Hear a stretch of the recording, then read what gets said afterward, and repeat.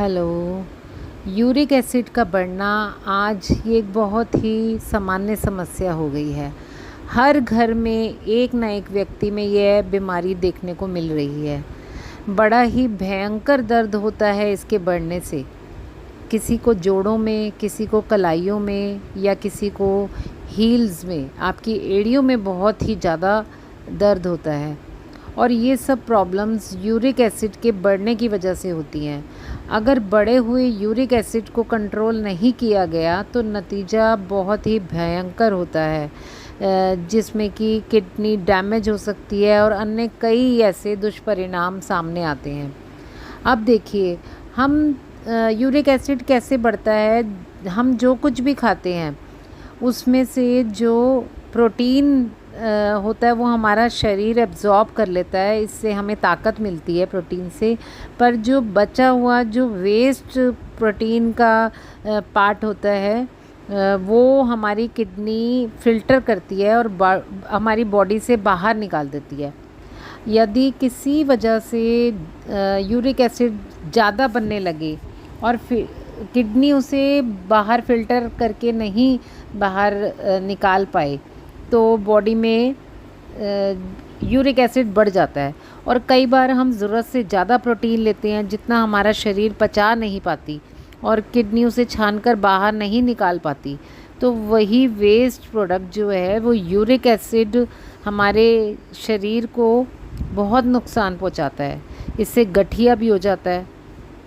और इस सब का रीज़न क्या होता है कि हम फूड को अच्छे से जैसे पचा नहीं पाते, पानी कम पीते हैं, देर रात को हम प्रोटीन प्रोडक्ट्स जैसे पनीर और दालें ज़्यादा खाते हैं हम रात के समय और वो पचता नहीं है, तो वो यूरिक एसिड उससे बढ़ जाता है।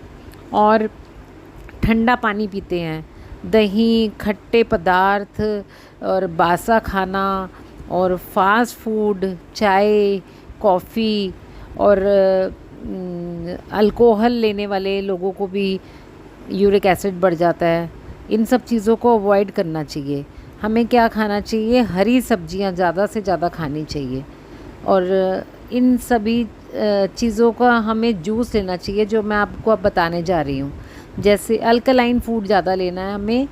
लौकी, खीरा, सेब और एलोवेरा, जिसे हम घृत कुमारी भी कहते हैं, 4 चम्मच एलोवेरा लेना है और छोटी सी लौकी और एक खीरा और आधा सेब और 4-5 तुलसी के पत्ते और गिलोय की एक छोटी सी डंडी।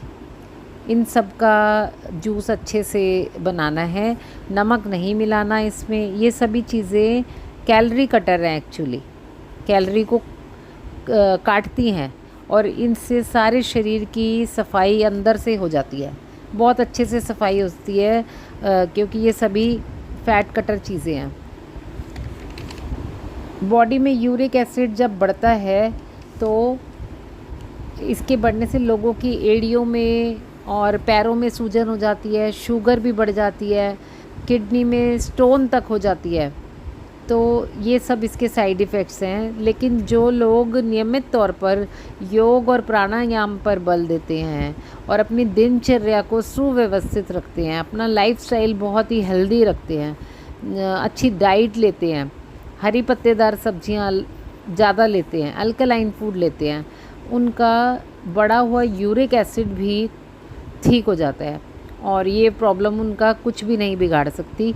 घरेलू उपचार जो हम करें उससे भी हमारा यूरिक एसिड ठीक हो जाता है, जैसे अभी मैंने आपको जूस बताया। और योगा प्राणायाम प्रतिदिन करें।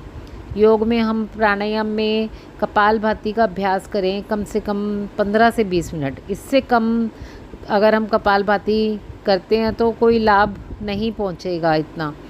और इसके अलावा सूक्ष्म व्यायाम योग में हमने करने हैं। सूक्ष्म व्यायाम कलाइयों के, हाथों के, पैरों के, जितने भी जॉइंट्स हैं उनके, टखनों के, और इन सब से यूरिक एसिड से होने वाली समस्याओं से आप छुटकारा पा सकते हैं। इसीलिए हम कहते हैं कि करिए योग, रहे निरोग।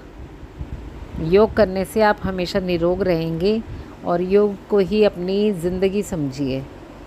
सुबह शाम सैर भी करें। इन सब डाइट को फॉलो करने के अलावा आप सुबह शाम सैर भी करें। अब हम इन सभी चीज़ों को अपनाएंगे तो आपका यूरिक एसिड बढ़ने के जो भयंकर परिणाम होते हैं उन सब से आपका बचाव होगा। चलिए, मस्त रहिए, स्वस्थ रहिए और हमारे चैनल को ज़रूर सब्सक्राइब